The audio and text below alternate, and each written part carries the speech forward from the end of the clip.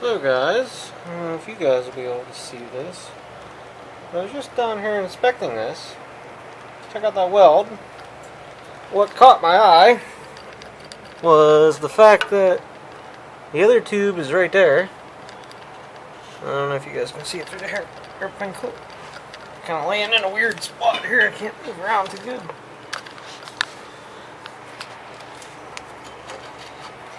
Maybe here you guys can see. But anyhow, you guys see how that tube is in the channel, and notice where this tube is. But mangled over there. So somebody broke this whole side of this loader frame off of this. Oh, sorry. Showing you guys the light instead of the loader. Anyhow, and welded this on crappily in the wrong spot. Nice. So it's at least thickness of this tube forward. So what did you guys say? About 1.5 inches? So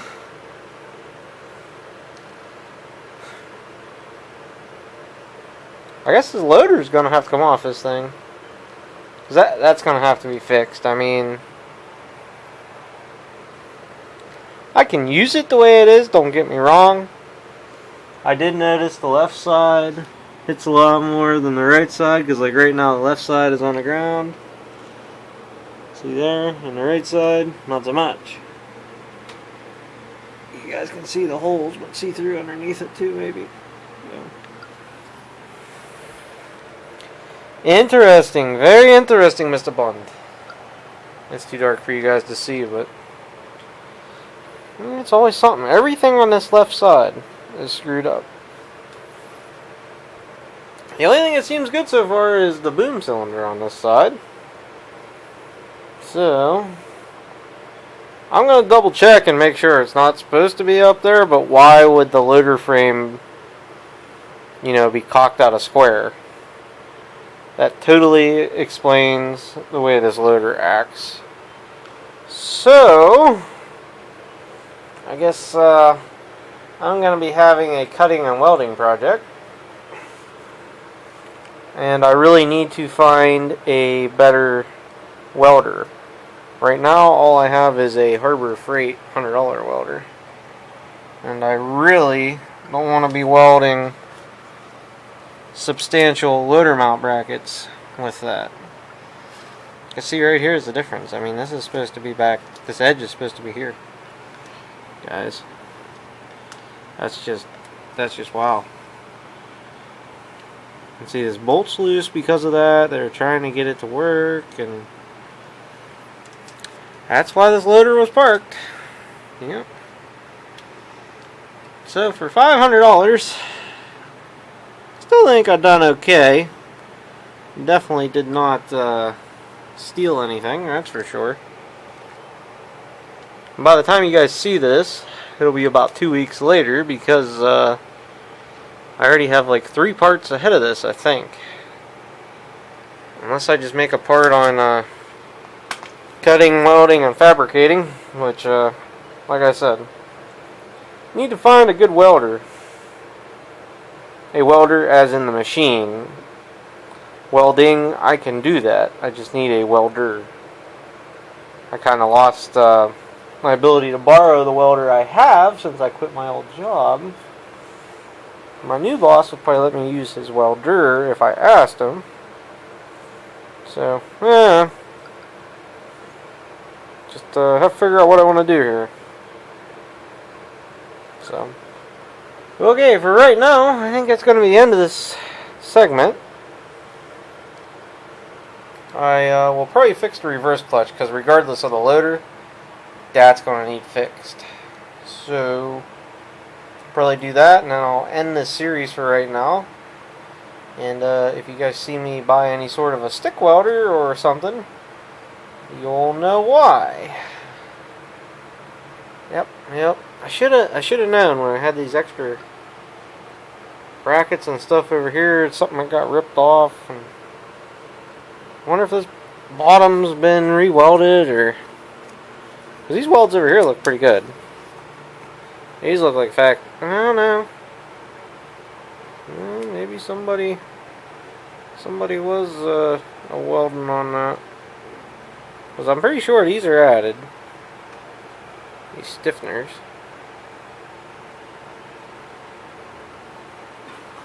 Definitely there's some bubblegum BS-ery going on there. Hopefully you guys can see it good enough. So, yeah. And right there is a crack in the frame. Right up around there.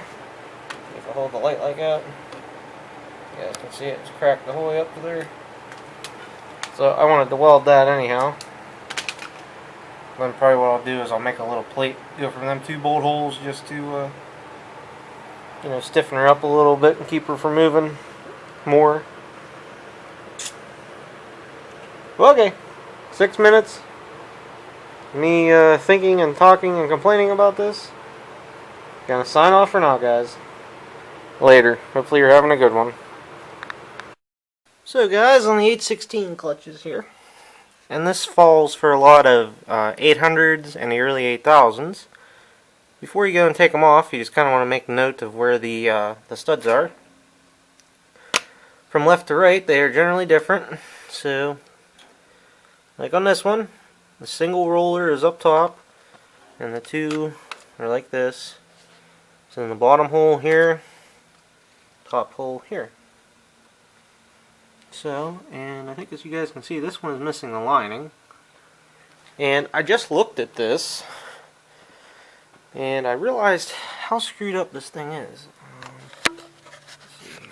I think you guys can make it out there. Yeah. See, the clutch lining is this piece right here, the brown.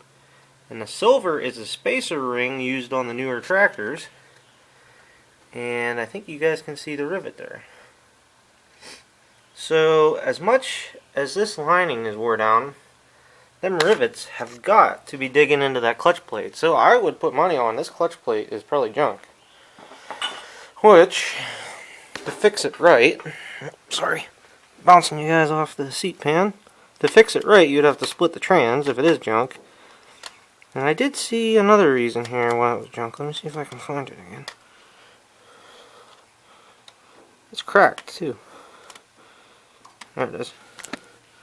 See how it's cracked there? So there's been a lot of heat put in this clutch. So, bet we're gonna find some interesting things when we take this apart. Yes, Twister. What? Oh, camera. There you go. Another camera focused on you. What's the matter, Twister? What? Jimmy phone a well? Alright guys, so anyhow, I'm going to take these clutches off and look at them after finding out the loader frame is wadded up underneath, and we'll go from there. Alrighty there guys, so I got the reverse clutch off, and the plate itself looks okay. I mean, it's rusty, it's got some rust pits, and that's why the lining come off. Here's the what's left of the old lining anyhow. Chunk here. Oops. Chunk here. If you had all the pieces, in reality you could glue it back on, but it's not worth it. So what I'm gonna do is I'm gonna try and get this cleaned up about like so it's kind of shiny and all the rust is gone, so the JB Weld will stick to this. And I have a much better clutch lining, and I may hold off and see. I'm going to pull the forward clutch off, and this one might go on the forward, and I have another clutch that's pretty good that might go on the reverse. I figure forward will get used the most with a loader, but with a loader tractor they'll both kind of get used equal. So we'll mix up some JB Weld here, decide if I want to use the old quick set, which I think is part of it there. Should both be together. I'm going to have to clean up around. Oh, there it is. I got the quick set that'll set up in 15 minutes, so I could be off and rolling after lunch for sure. Or use the regular. Normally the 24-hour stuff I found works better, but in all reality, I don't know. The Quickset JB Weld seems to work the same. Used it on a brake band recently, and it seemed to be working alright. So I'll get this cleaned up. I'll pull the forward clutch off and see what kind of disaster we got going on there, but maybe just get this setting up for now. I don't think I have any spare. I don't have any spare splined clutch hubs. I have one that's keyed, and I have the newer trunnion style. I don't have any of the regular ones. And when you put these together, it's not a bad idea. Just put a little smear of grease in here the whole way around. Not a lot, just a little bit. Keeps the shaft lubricated, and when them splines slide back and forth, they're not sawing on each other. Basically, they just put like a fine dust off every time they slide back and forth, and they're dry. So just something that'll keep these clutch hubs from wobbling, and they won't chatter as bad when they engage. So, all right, I get that handled and go from there. So here's another thing you want to watch out for with these clutch cam plates. These rollers need to be able to spin. See how this one spins? And see how this one does not? That would be a problem. So, let's drop the camera. Probably what I'll do is I'll take that one apart and grease it up a little bit. And just make sure these plates don't get worn, because I have a couple plates I've changed over the years where they got worn terribly. So, again, just something else to watch out for. Alright, on to the forward clutch. Oh, I think we're going to find some real treasures when we take this one off. Not looking forward to this. Alrighty, boys and girls, so here is the clutch lining. Let me try and get out of the light here. Off the forward side of that 816. I don't know if you guys will be able to see it. They've been run so long they're actually smeared over, but see the rivets? There's a rivet right here. See how it's more smooth? It looks like it's just touching it. And the clutch hub isn't actually too bad, but this shows how these clutch linings are actually meant to be held on with 6 rivets. You guys can see here I started drilling them out, and what I'll do is I'll get a center punch or a punch, and I'll just punch that down off of there, and I'll end up just gluing them on. I find, and this is my opinion, everybody has one, so you know, do as you please, do as you wish. But I like the glue-on style because you can run them down until legitly you get into the bonding for the clutch, and then the whole clutch ring will go ching and throw off to the side, like the reverse clutch did. So that's my 2 cents. That's the way I will do this tractor. I'm not saying it's 100% right. I'm just saying that's what I'm going to do. And stuff to look out for, especially if you had riveted on clutches, is watch and make sure they don't wear into the clutch plate. Hopefully I'm not glaring you guys out with the light too much. I think you can see past my thumb there where you can see where the steel was dragging on it, but other than this crack that's in here, which, I mean, it is what it is. I could JB weld it or something, but I'm not I'm not going to split this transmission just for that one single crack in there. And it's actually split dead, almost dead in the center, so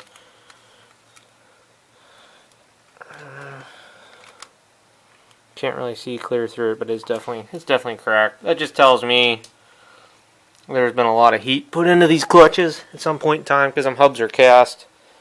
They have a tendency to crack. So I want to go lay this up in the bench vise, start punching these rivets out and get the clutch lining off, and then I'll clean this hub up as well and get it glued on. I found 2 okay linings. You can see the one on the right is a lot thicker. I would say it's about I'd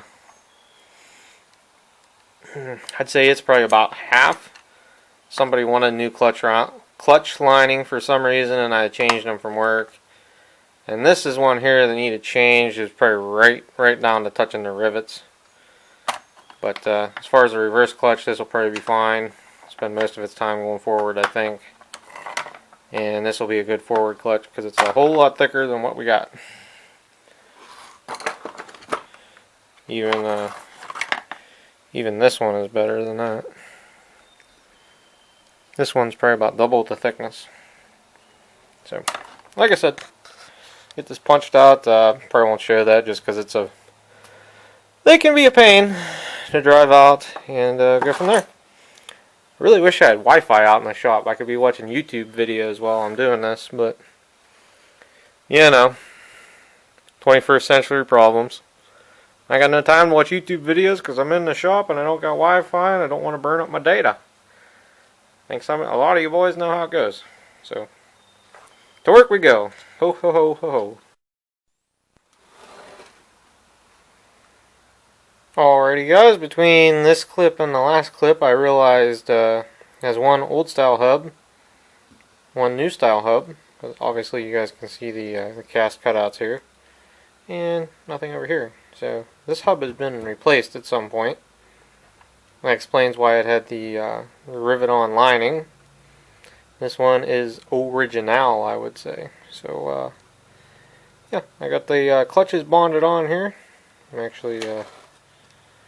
I actually stopped for lunch, come back out to check and make sure these all dried right. So looks good, and basically, you know, just stick them back on, and I guess go for broke right now and decide what I want to do with all the welding that needs done on the loader and the frame and everything. So catch you guys back then. Alrighty guys, took the carburetor apart here, clean it out. There's a little bit of gunk down in the bowl, but nothing serious. I adjusted the float level up a little bit. We'll see what that does. It still has the I call them like foam floats in it, so that could be the problem. Actually, I'll look and see. I have two CCKA carburetors, I think. I'll see if they have brass floats. I'll put a brass float in this. If not, I'll just let it be and see what happens here. But anyhow, got the clutches put back on and adjusted. I think you guys can see down in there, or at least I think they're adjusted. Kind of, my opinion is this: you can go by the book all you want to, but if they don't feel or work right, they ain't right. So pretty much, you're gonna get her put back together. Take her out and drive her around a little bit. I'm going to put the hood back on and get I'm going to change the plastic bushings in there like I do with all of them, because I think there was a couple not holding, and the steering on this is kind of important since it's got a big heavy bent up loader on it. So right now I guess that's what I'm going to do, and we'll go from there. Still deciding on what I want to do with this loader yet. If I want to cut it apart and try and weld it myself. If I want to try and get a buddy's welder and try and do it, or take it over there, or take it to work, or try and get the one I got working. That would be nice to do, but I don't know if that's going to happen instantly either. Welders don't just fix themselves, so yeah. But anyhow, put her back together and we'll see what she runs like.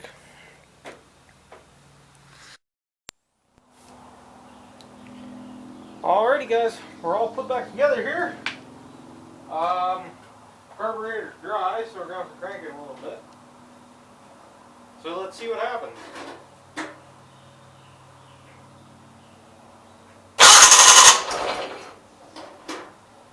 Let's try that flooded.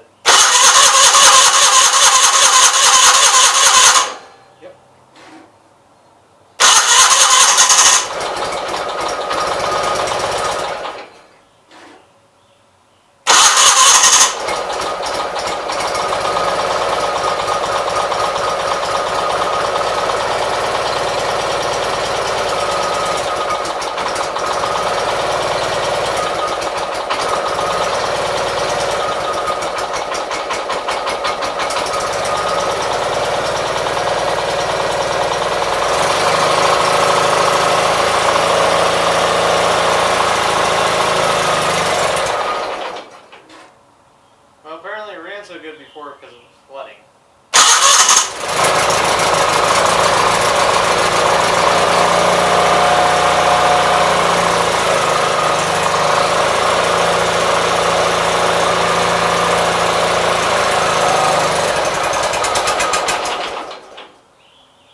Did it run out of fuel or did it flood?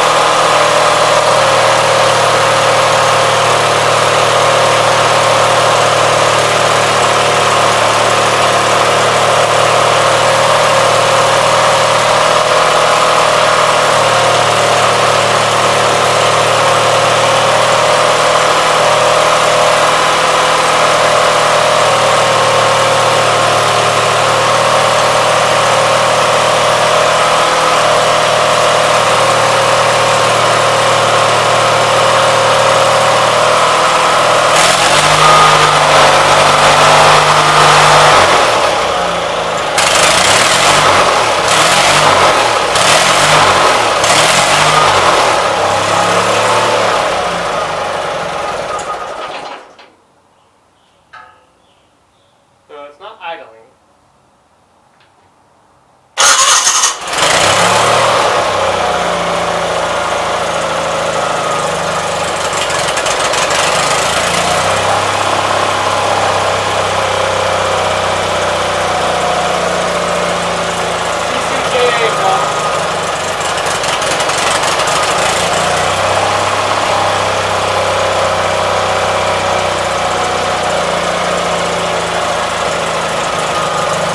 A whole lot better than what it was last night, so you see it pops and bangs and then recovers, so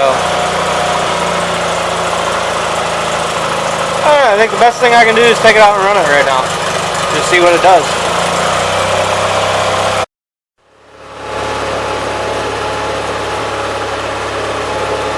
So I was out front scooping some debris off the road from that heavy rain the other day. I guess I didn't get it all dumped out, but I was dumping uphill too, so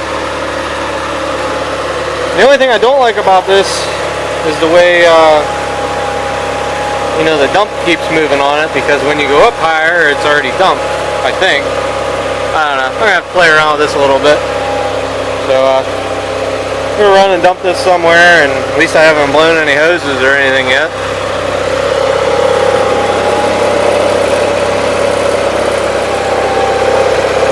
Kind of weird, it only leaks when it's shut off. I can see it's wet. Said I guess I'll just start changing hoses on it. I just kind of want to play with it now, so I'm gonna dump this bucket out and then we'll go drive it around some. It's running really good. I probably ought to check the fuel level. At least an inch down in there. Enough for what I'm doing. Let me get something put down on the seat pan. You would not believe the heat comes up out of that hole. My goodness.